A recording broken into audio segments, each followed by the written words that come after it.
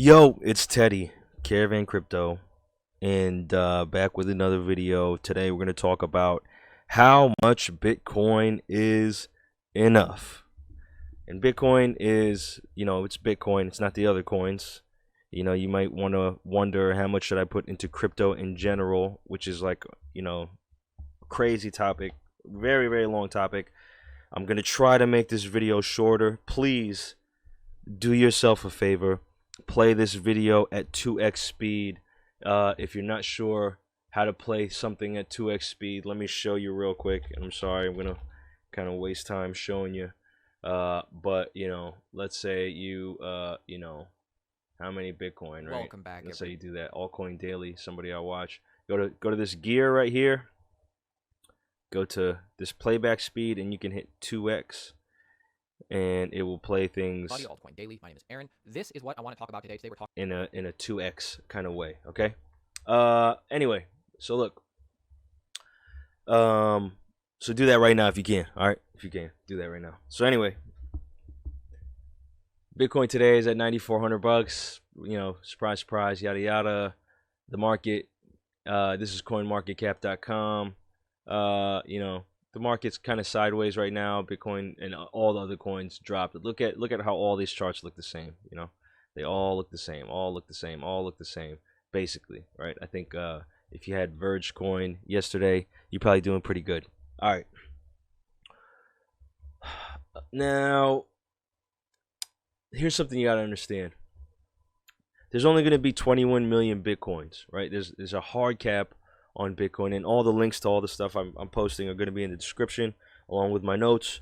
But there's a hard cap on Bitcoin. What does that mean? So basically, because this is digital, you can determine the total supply, the maximum supply of Bitcoin, and it would be like a legitimate maximum supply. There's no such thing as a maximum supply of oil or gold or diamonds, because we don't really know how much is out there. Yeah, theoretically, there could be a maximum supply, but every time you get close to thinking that we've drained the world of whatever resources there, we find some other new mine or oil well or whatever, and we were like, you know what, there's a ton of oil or gold or diamonds or copper or whatever precious metal or not precious metal, whatever resource or commodity that is considered valuable.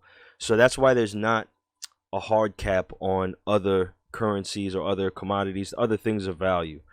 You can say that there's a hard cap on real estate, and the common saying is that, well, God's not making any more land, right? However, I would argue that even that's not necessarily true, because they make islands in Dubai and sell those for millions of dollars, right? But so with Bitcoin, there's a hard cap. Like, that's a legitimate hard cap. It's controlled digitally through mathematics and coding to make a 21 million Bitcoin supply. And it's like not exactly 21 million, it's like roughly, right?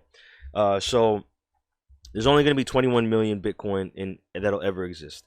And to put that in perspective, I want you to imagine that there's only 21 million ounces of gold, all right, that'll ever exist, or 21 million dollar bills that'll ever exist. All right, 21 million candy bars or 21 million cans of soda, right? And this 21 million has to be excuse me.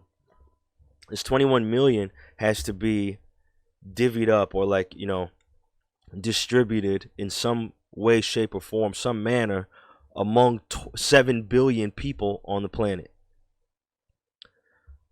Yeah, it's tough, man. It's tough to visualize that. So I kind of stole this visualization, and I had to modify it to fit this example here. Okay, we're gonna zoom in a little bit because we need to go to here. Each one of these green squares is 1 million, right? And this set of green squares is 21 million, representing the Bitcoin supply, okay? One of these blue squares is 1 billion, right? And the way this works is that one of these blue squares is actually equal to 1,000 of these green squares, because 1,000 millions is a billion. Okay, so one of these green squares, there's 1,000 of these green squares inside one of these blue squares. All right, to make up one of these blue squares. But we have 7 billion people. So 7 of these blue squares represents 7 billion people, the amount of people on the planet, and one of these green squares represents 1 million Bitcoin. You have to take all of these green squares and divide them equally amongst all of these blue squares, and imagine if these blue squares were all divvied into 1,000 squares, right? So this is not actually a lot of Bitcoin for all these 7 billion people. Imagine if there was only 21 million candy bars, right? You have to take one of these millions of candy bars and divide it into 1 million candy bars, divide them into 1,000 pieces, and one of those 1,000 pieces would be divvied amongst one of these 1,000 squares that make up this, that are made up of these green squares, right? So there's not a lot to go around here. Okay, long story short. Okay, there's not a whole lot of these Bitcoin to go around to the 7 billion people on the planet. Okay, now what if one got destroyed? One candy bar, one Bitcoin, one can of soda. That would make the rest that were left more valuable, right? If the supply-demand ratio, if you understand that paradigm, if that exists, the way we know it to be, then you destroying one of those things would shift the value of one to the rest of them, right? Now, what if 100 got destroyed or even consumed? What if somebody ate, 100 people ate those candy bars? They said, you know what? I'm just gonna savor this candy bar, and I'm gonna eat it. And 100 people did that. Then the value of those 100 candy bars would get shifted to the other, remaining candy bars left, right? Now, what would happen if 5 million of those candy bars got consumed out of the 21 million, right? That would mean that the 16 million that's left, that the value of the 5 million candy bars got shifted to the 16 million that are left, right? Well, that's essentially what we have with Bitcoin, okay? 5 million Bitcoin may have been lost forever. And that number is growing every day. So it's not like that's done. And the reason why 5 million Bitcoin are lost is because when you send... So nobody controls Bitcoin, right? There's no help desk for Bitcoin. And that's what makes it valuable, okay?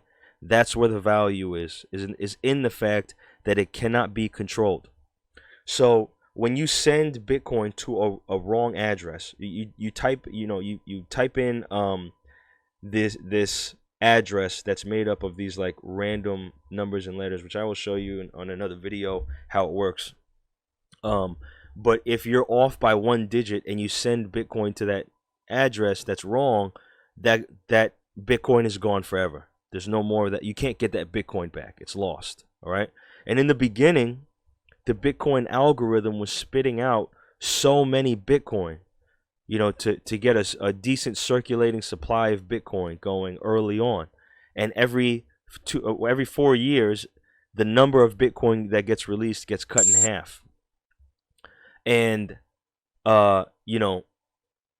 because there was so many Bitcoin that were being tossed around and sent around to everybody, for example, somebody bought two pizza pies for 40,000 Bitcoin, which is crazy. It's a crazy number. And the dude who sold it, the pizzeria that sold it, that wasn't the only ones they sold. But because Bitcoin was so invaluable, or the value of Bitcoin was so low at the time, they were able to sell the pizza for 40,000 Bitcoin. Nowadays, you wouldn't imagine selling a pizza for even 0.1 of a Bitcoin. It'd be crazy. It'd be like 0.0001 or 0.0001 Bitcoin would probably be a closer bet, right? Um, but because it wasn't worth anything, people didn't care about it. People sent it to wrong addresses. People left it on laptops and computers and devices, and they were lost. Okay, like people lost those devices and whatnot. There's a dude who goes out to the dump every day to look for this one computer because it has $100 million worth of Bitcoin on it that he didn't care about at the time when he got that Bitcoin because it wasn't worth much. All right, so 5 million are lost forever, right? So that brings down the amount of Bitcoin that could be possibly in existence or in circulation down to 16 million. So if we go back to our visualization here, right? I'm gonna wipe out. I'm gonna take my brush tool.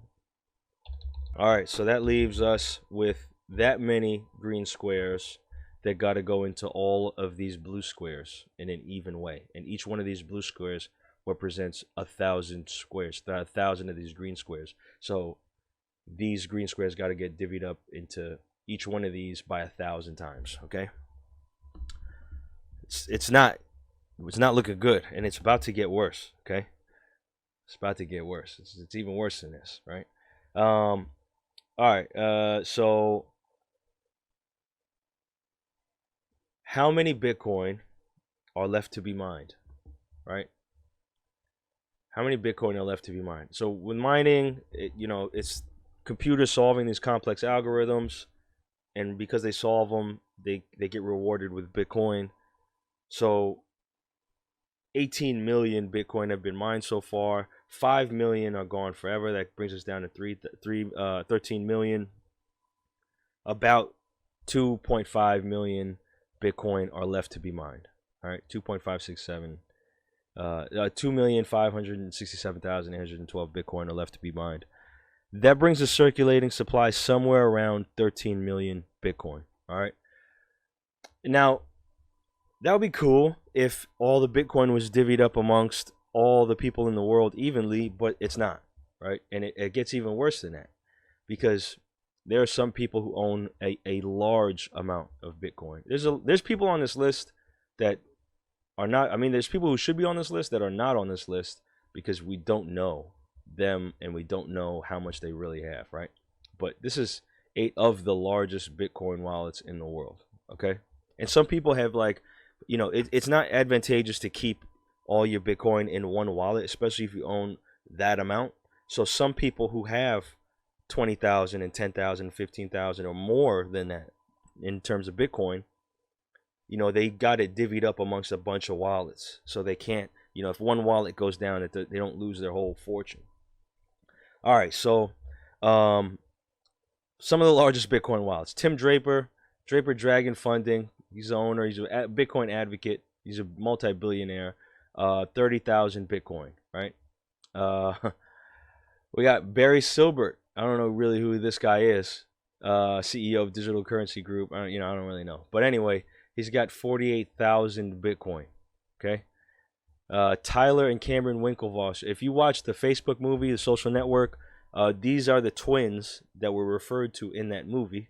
And they actually started an exchange called Gemini, which is an exchange I like to use. And this 1.5 million BTC is not only their own Bitcoin, but it's also the Bitcoin that they have in their Gemini exchange, right? Which is cool. It's a lot. It's 1.5 million Bitcoin, but it can also be it could also be withdrawn, right? This is Bitcoin that can also be withdrawn from their stuff that other people own from their exchange. So the FBI, surprise, surprise, right? They own 144,000 Bitcoin. It's not really, and they seized it. All right, whoa, man, it's not really their Bitcoin because there was an exchange called Mt. Gox. It was the first ever Bitcoin exchange, and they mishandled their funds egregiously. And so when people wanted to pull out, they couldn't because they didn't have the Bitcoin that they had bought in that exchange, which is a reason why you don't want to keep all your crypto on an exchange. You want to be very careful about that. You want to own your own wallets. Now, the original amount of Bitcoin confiscated from Ulbricht was reported to have been a stunning 600,000 BTC. However, The FBI was unable to access the full amount because much of it was secured with high-level encryption. And this is, this speaks volumes to the power of encryption, right? And the strength of a Bitcoin wallet. And the way they got this wallet is the way they got the access to this wallet that had the 144,000 BTC is the dude who was running Mt. Gox under the pressure of the FBI and how much they were threatening him to put him away for a long time, which he still did some time anyway. Is he crumbled and he coughed up access to the wallet, and that's how they got it. Otherwise, they wouldn't have been able to get it. All right, now Bitfinex is a cryptocurrency exchange. It's had a lot of issues, a lot of scandal and whatnot. But whatever, they got 163,000 Bitcoin, and I don't think this is all their Bitcoin, and I also don't think they own all of it. I think there's a lot of people who have a stake in that, right? So this is not just one person's wallet, but there's 163,000 Bitcoin there. The country of Bulgaria, okay, owns 213,000 Bitcoin, right? And they seized that too. All right, Mikri Zahn, we don't know exactly how much he has. We don't know how much Bitmain actually has. They are, a very successful Bitcoin mining company, very large, huge, massive Bitcoin mining company. Not surprised to, if I estimated that what they had, probably 500,000 to 800,000. They've been doing it for a while, dude. And let's just say they had 800,000 because, or somewhere around that, because Satoshi Nakamoto has 900,000 to a million BTC. And I don't think it's just one wallet, but we know that those are probably his wallets that own just about this much. It's probably more than that, right? And it even says it right here. Satoshi owns heavy. The number of Bitcoin Satoshi owns is also heavily debated, but it's rumored to be upwards of 1 million. Probably owns more than that. More than 1 million BTC, but that's a million right there, boom, in his wallet. He's a creator of Bitcoin. If we add those up, which I did, it comes out to 3.9 million. So we have our circulating supply of 13 million minus 4 million for the largest Bitcoin wallets. We're looking at about 8 million Bitcoin for the rest of us, right? 8 to 9 million Bitcoin for the rest of us. Let's just say it's 9 million, which it probably isn't. Okay. Now, how many millionaires are there in the world? Well, depending on who you're asking, it kind of varies. But this real estate firm estimates 17.8 million millionaires. Okay. And let's say it's that much. Let's say it's that many millionaires in the world, right?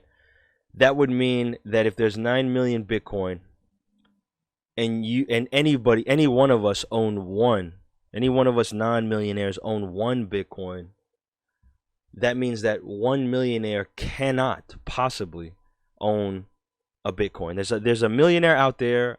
If he's one of the last, she's one of the last to get a Bitcoin, they couldn't own one. If any one of us non-millionaires own one.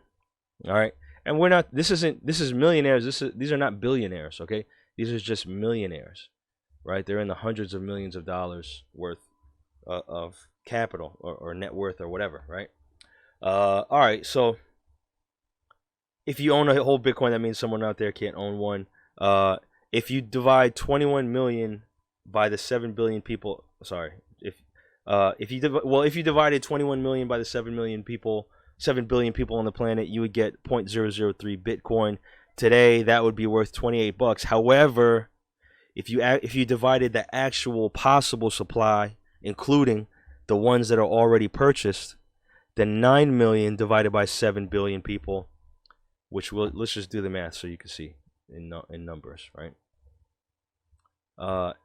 9 million divided by 7 billion people.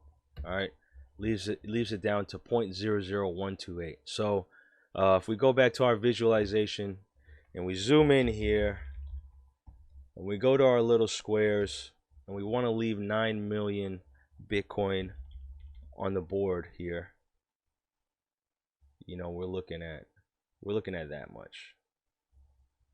This is how much now needs to get divided amongst these 7 billion squares. Okay, is that much. This is how much we're really working with. All right. Okay, it's fine. Now, so to get this number, to get this many Bitcoin, which would be an equal supply amongst the rest of the population who doesn't own Bitcoin right now, and we're only counting people who are millionaires who've lost Bitcoin. I mean, we're only counting people who own an incredible amount of Bitcoin, people who've lost Bitcoin, and Satoshi Nakamoto and whatnot. If you took the rest of the people who are not in that list, and each one of them didn't have any Bitcoin, and you took the remaining Bitcoin and you divided it amongst all the people, you would have this number. But mind you, many people own Bitcoin. There's a lot of people who own one Bitcoin. So, this number is impossibly high. Actually, this 0.00128 Bitcoin is actually impossibly high for everybody to have that equal share. Okay. But you can, if you wanted to buy one of these, it would only cost you $13. If you wanted to get this amount today, it would cost you $13. Now look, one Bitcoin can be broken up into 100 million parts, right? Here, I need to pull up a visual. Okay, so one Bitcoin can be broken up into 100 million parts. Each part is called a Satoshi, okay? So this represents like what it would look like. 0.000000001 Bitcoin equals 1 Satoshi, right? 0.0000010 Bitcoin equals 10 Satoshis. And then there's 100 Satoshis, 1,000 Satoshis. If the 7 billion people were splitting up 21 million Bitcoin, then that would mean everybody had 300,000 Satoshis. And Sats is just an abbreviation for Satoshis. But that's not the case. We actually have 0.0012 or actually 13 Bitcoin for everybody. And that is only 130,000 Satoshis per person. That's really what it is. Now let's just say you bought $13 worth of Satoshis. $13 worth of Satoshis, so you have 130,000 Satoshis. And Bitcoin wasn't $9,400 that it is today. Let's say Bitcoin was worth $1 million. Let's just say. So we have $1 million per Bitcoin, right? And we we multiply that by 0.0013 Bitcoin. It gives us a price of $1,300. So your $13 investment became a $1,300 investment when Bitcoin reaches $1 million, right? So like, let's say if you had $1,000 on the thing, so one Bitcoin equals $9,400. $1,000 US is 0.106 Bitcoin. Okay, so if you had 0.106 Bitcoin times a $1 million price, which you would buy that 0.106 for $1,000 today, you'd multiply it. When it becomes $1 million, this is what it would be: $106,000, right? So you'd 100x on your $1,000, which is pretty cool. I think that's a pretty good investment. Now, is $1 million Bitcoin possible? Is it? Let's see some predictions. Okay. First of all, they took this is Kraken, right? Kraken is another exchange, very popular exchange, and they also have institutional investors. And they did a poll amongst their VIP investment group, and some of them were investors, some of them were traders, which 40% were investors, 40% were traders, 15% said they were institutions, which are like, you know, large businesses that have a large amount of investment capital. And they were asked about the price predictions for 2020, and they said the maximum is 100 grand. You know, 100,000 bucks. They said $10,000 Ethereum, which is crazy. It's a crazy price prediction. But this is what they're expecting in 2020, right? They said the minimum the minimum would be zero, which, you know, it could go down to zero at any given moment. That's just how crypto is, or any asset really could go down to zero. But the average they're saying is about 22,000 bucks is what they're saying that Bitcoin could go to. All right, man. So Goldman Sachs earlier this year, their manager, or Goldman Sachs manager, he's the, let me see, what is his he's a former Goldman Sachs manager, Raul Pal. He says gold is a protection of our assets. Bitcoin is the call option on the future system. Both are going to save us and probably make us rich. Gold can go up 3x or 5x in the next 3 to 5 years. Bitcoin, well, that's a different story. I think Bitcoin can get to $1 million in the same time period. This is former Goldman Sachs manager. Okay. Now, Virgin Galactic's Chamath Palihapitiya, which it's hard to say, man. Everybody calls him Chamath. He says Bitcoin could go to $1 million, right? Everybody should own some. And you know, he's very vocal about advocating for Bitcoin. He still says it's a very speculative asset, which it is. I just did a video on Bitcoin's volatility. It's extremely volatile. He says it might go to $1 million. IBM exec forecasts $1 million Bitcoin when Satoshi equals 1 cent. One Satoshi equals 1 cent. He said, if a Bitcoin is at $1 million, then one Satoshi is on value parity with the U.S. penny. He is of the belief that such a valuation will give the network for the world's most valuable digital asset liquidity value that will exceed $20 trillion, which would dwarf the gold market at $7 trillion. It would be worth multiple times more than the gold market. All right. PayPal director, well, he's on the board of directors, right? Wences Cesaris, CEO of Bitcoin wallet Xapo. He says that he could see Bitcoin being worth $1 million within 5 to 10 years. And him being on the board of directors of PayPal and saying that says a lot, because PayPal was intended to be the money of the internet. That's what they were, you know, really trying to accomplish there, right? Now, here's a crazy prediction. Here's a wild prediction. But Adam Beck, who in a recent I guess you can call it a documentary, right? In a recent documentary, he was alleged to be actually Satoshi Nakamoto, Adam Beck. I don't think he is. There's a lot of people who don't think he is, and there's a lot of people who do think he is. But anyway, Adam Beck, he said back in January, early January, he said it's closer than it sounds. As long as the path of hyper Bitcoinization, the USD inflation rises, e.g., aided by modern monetary theory rationale for high inflation. So $1 becomes, say, 10 cents over a decade or two of monetary craziness.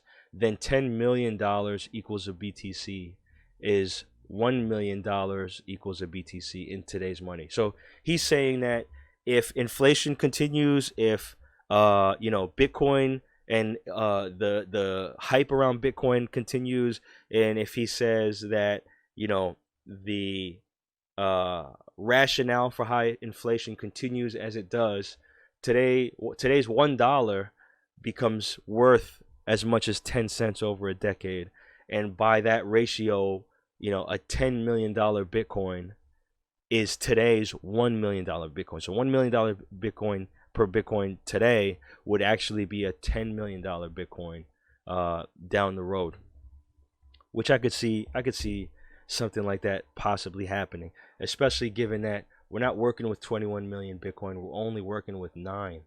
Okay, we're only working with 9 million Bitcoin, and this has to be distributed amongst the entire world on a global scale. All right, so look, long story short, how much BTC do you need? Well, it depends, man. How much can you stomach putting in? One day it could be up 30%, the next day it could be down 30%. Are you going to jump off a cliff if it's down 30%? Because a week later it could be at 300%, right? This is the crypto market, extremely volatile, right? The other thing is, are you saving money? And where are you putting it? Is it just in the bank? Do you have money that you haven't touched for a year or 3 years or 5 years? Right? Because if you don't have to touch it, then you can put it into Bitcoin if this is what you want to get into. And I'm not a financial advisor, but if this is what you want to get into and you don't touch money for a long period of time, the confidence in growth potential is increased the longer that you hold it. The longer the timeline we look at Bitcoin, the greater the opportunity for profit is. So it depends. It also depends on when you're getting in. Like today, July, what is it? June, sorry, I'm tripping. June 12th, 2020. Today, Bitcoin's only worth it's worth 94.42. All right. Now, some people will be like, "Oh my God, a $10,000 Bitcoin, that's way too expensive." But if you have price predictions from people who are, deeply rooted in the financial markets and speculation, and they're saying 100,000, $1 million Bitcoin isn't too crazy, then 10,000 for a Bitcoin is super cheap. That's like crack prices. All right. So it depends on when you're getting in. The thing about human beings buy assets at the tops of markets. The most buying occurs for the housing market when the prices are the highest. And that's what drives prices up, is people buying when they really shouldn't be buying. They should be selling at that time because they should have bought when it was low. So it depends on when you're getting in. If you're getting in today, you're probably going to do pretty good. If you're getting in when Bitcoin's at 20,000 or 40,000 or 80,000, you probably don't have a whole lot of room to grow.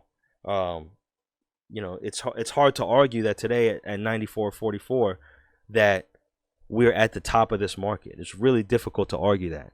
It's a much more likely scenario that we're at the bottom.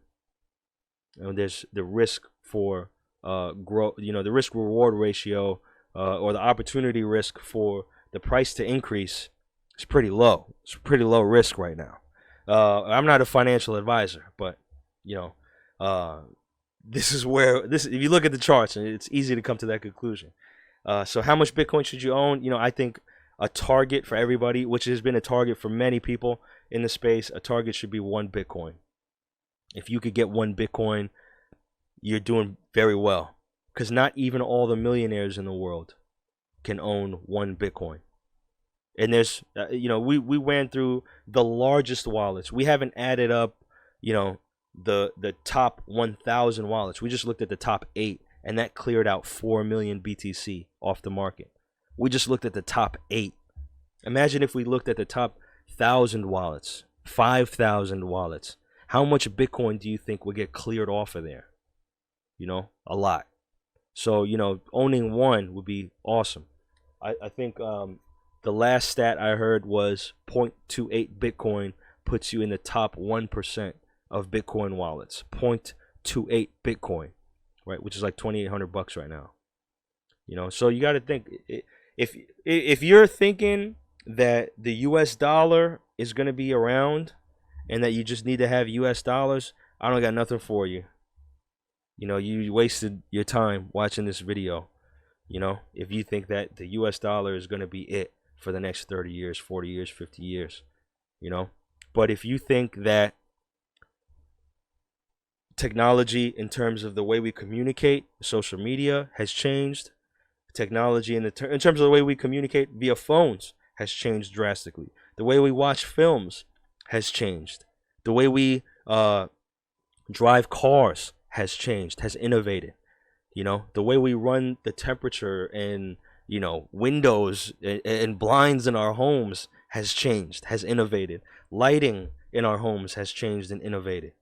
The way we friggin' our sanitation department works has innovated. How has the financial space innovated? How is currency innovated to adapt to a modern time? And I would argue that technology in terms of finance is innovating the most and the best in the Bitcoin space. That's what I would argue. And right now, you have an opportunity to take advantage of that. Even though this may seem high to you, if we look way further down the road, people would kill to buy Bitcoin at this price someday. Just my opinion. I'm just a random guy on YouTube. I hope you found some value in this video. I'm sorry these videos are so long. But yeah, let me know what you think in the comments. And I hope you have a good day. Peace.